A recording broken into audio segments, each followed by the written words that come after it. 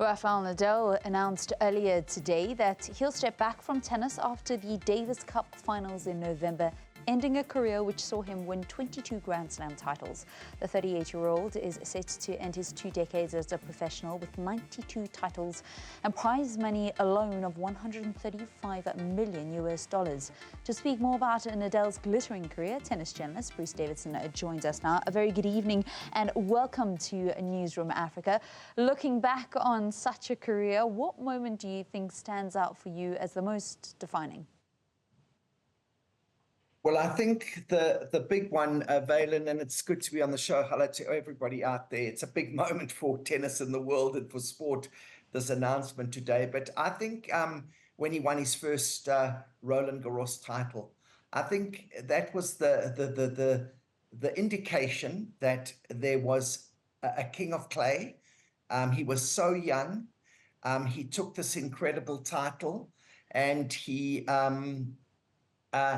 won 14 more. We all know that. And I think that because he had dreamt so much of playing at Roland Garros as a junior and possibly winning on that incredible center court, which he really worshipped and which eventually took him into confidence. And when they designed the new court, he was part of the design team. That's how big Roland Garros were with Rafael Nadal. I think that was the moment. To be honest, I think that was an incredible moment. Yeah, and just 18 years old at the time. But his legacy reaches far beyond the tennis courts with his academy. How would you describe his impact on the sport as a whole? You mentioned that this is such a seismic moment for the sport of tennis.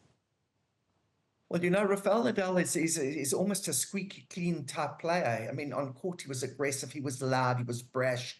He played a very, very exciting game of tennis. But nobody can really hold anything against him. He had a very, very clean career, very unlike Djokovic, who's had controversies throughout his career in various ways. Roger Federer is also very squeaky clean.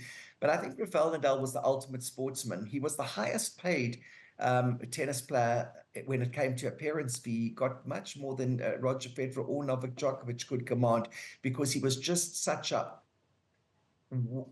wonderful person to have at a tournament. He would attend all the functions. He would never say no to the fans. And I think, you know, he won so many Laureus Awards. He was acclaimed around the world, and his sponsorships lasted forever and ever. I mean, when he was 13 years old at Sun City playing the Nike Junior Tour, he signed that multi-million deal with Nike, which carried on forever. He had so many other sponsors that just stuck by him because he was just so loyal and such a good ambassador, not only for tennis, but for sport. He just was the people's person. I always said to myself, he was like almost the Princess Diana of tennis. Do you think he would have been the player he was without his uncle? I must give lots of credit to Tony. Remember, Rafael Nadal is actually right-handed, but his uncle taught him to play left-handed because he wanted him to be different from the other players and have an advantage. I mean, he plays golf right-handed, he writes right-handed, and he plays it.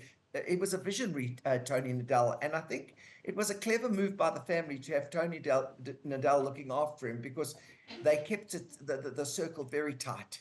And that lasted for a long time, and it just got to a stage where Nadal felt that Tony had done enough and couldn't do any more, and he just had to move on, and he started working with Carlos Moya and the likes. And I think Tony plays a huge part in his success. And I suppose traveling with your uncle and having your uncle on court and having such respect is a big advantage. How do you think that he influenced his peers? You mentioned that he was sort of tennis's Princess Diana.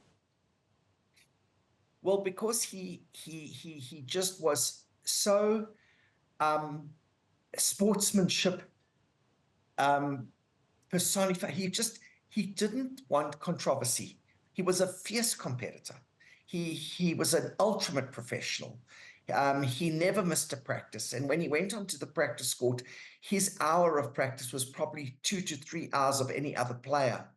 And I think that was what the players looked up to. They also couldn't believe how he could balance himself as a person with the tennis world, and still able to keep the standard he did. A lot of them just couldn't manage that. For instance, Rafael Nadal didn't need a private jet. He flew low-cost airlines, but he would buy 2 tickets, one for himself and one for his bag, which he would put next to him, just so that he didn't have someone next to him worrying him on the flight. But he was that type of guy. He would go into the public area to go and buy sushi and enjoy it. He wouldn't demand that it was brought up to him. I think a lot of people envy that type of person in sport, because he was just such a human, if I can say it like that. Bruce Davidson, a tennis journalist, thank you so much for chatting to us and sharing some of your memories and your insights into Rafael Nadal, not only the player, but the man too. That's how we come to the end of your Sport in this hour.